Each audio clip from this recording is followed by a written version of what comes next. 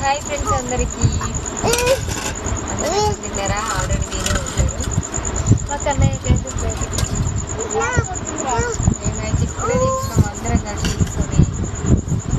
నేనైతే ఈరోజు మా ఇంట్లో చారు కొంచెం ఈరోజు ఎందుకు అందరు ఇట్లా కూర్చొని తింటారు? కూర ఉందనా? నింగిలోన సందమామ తొంగి చూసే.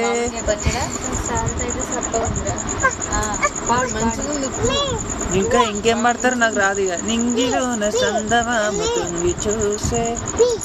ఇంకా కలుమ బామ ఒయ్యారే బామ ఆ బామ ఈ బామ